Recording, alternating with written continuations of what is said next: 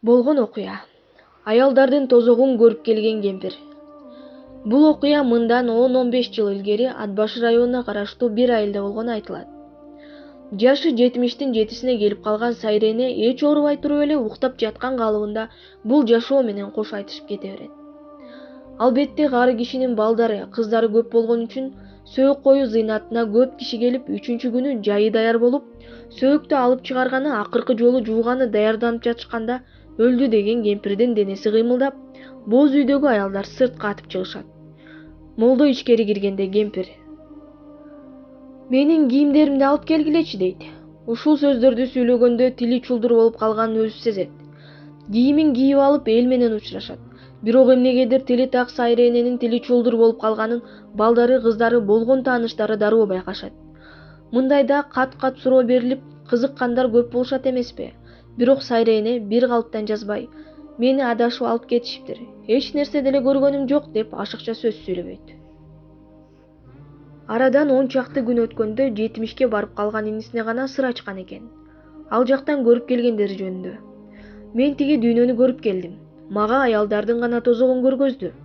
Бара жатам. Эки жагымдан 2 караң жетелеп алган.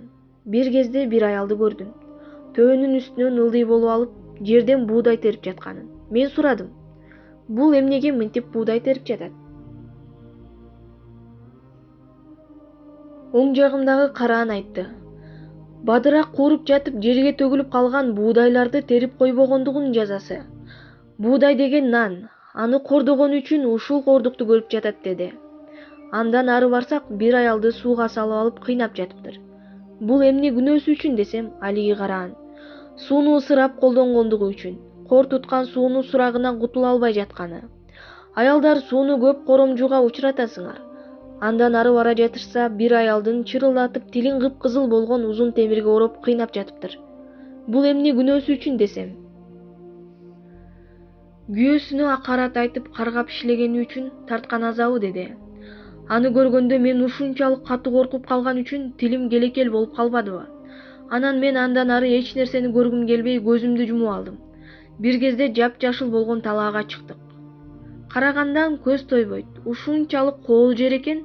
Аңгыча эле бир аксакал карыя келип: "Кайра алып баргыла, бул пенденин ичээр суусу али түгөн элек" деп мени акырын түртүп койду. Анан эле менин кулагыма ар кандай сөздөр угулуп, өзүм ак кепинге оролуп жатыптырмын. Анан дароо эле өлүп тирилгенимди билдим деп көрүп келгендерин айткан экен. Айтайын дегенибиз, аял зат эле эмес, эркектер дагы сууну жана адам баласынын жашоосуна керектүү нерселердин баарын сарамжал колдонушу керек экенин Сайра кемпир айткан экен. Укканын жазган Бердикожо Бийназаров. Булак Назар Ньюс чекиткеji.